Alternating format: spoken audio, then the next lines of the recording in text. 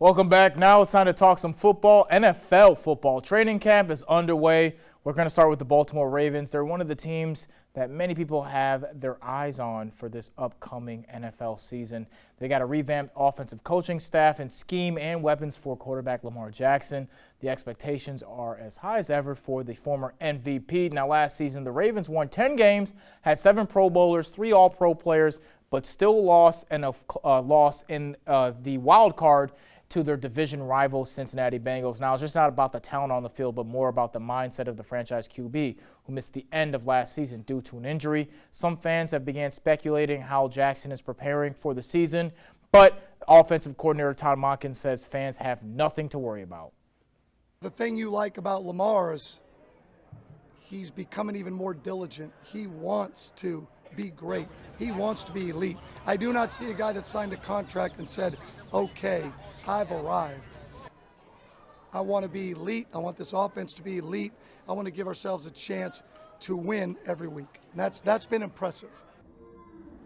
Now moving up north, the Eagles from Philadelphia are looking to keep things rolling after making it to the big game, the Super Bowl last season, and losing in a very close 38-35 score. I don't really like talking about it, but I got to. Now, the team has been quite active in the draft, loading up in key areas to make another run. Hopefully, one minor staffing change has raised a few questions going into training camp, though. A few years back, the Eagles acquired defensive back Darius Slay from the Lions after frustrations brewed between him and then Lions head coach Matt Patricia. Well, they've been reunited in Philadelphia. Patricia has been hired by the Eagles as a defensive consultant, leaving many to wonder how both sides will fare this time around. To Darius Slay, he says it's water under the bridge to him. I mean, he's a professional and definitely an all-pro type of player, and he knows kind of how to compartmentalize things, and that's what he says that's what he's doing.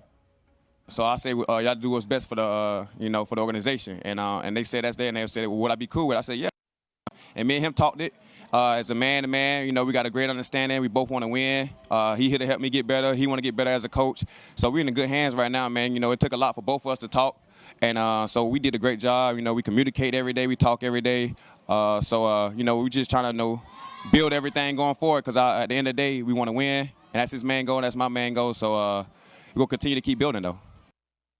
Now, I don't think I forgot about the Commanders, but I just wanted to focus on the local birds. Now, the Ravens, I think, might be the most underrated team in the entire NFL. A lot of people might think the Lions or the Jets or even the Dolphins might be the team to make the largest jump, but I've got Baltimore as the team that's going to be shaking up, turning a lot of heads this upcoming season. Now, again, I'm not saying that they're going to win, that many more games. They already won 10 last season, but 14 wins or so, that would be a big jump for them. But I do think they can win more than 10, maybe win, 12 games. It's a loaded AFC conference, and they're coming off one of the 10 easiest schedules last season, but I do expect them to be one of the top seeds.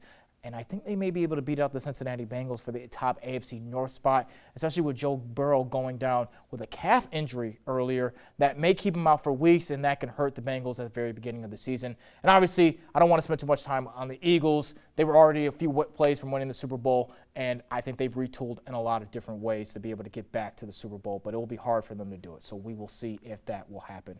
Now, that's it for this block here on Delmarva Sports Insider. Obviously, we'll talk about what we got going on this weekend. The Shorebirds rematching with the Cannonballers. I'll talk about that and more next. Don't go anywhere. There's more DSI when we return. Hey, I'm Takai Hughie with Delmarva Football, and you're watching Delmarva Sports Insider.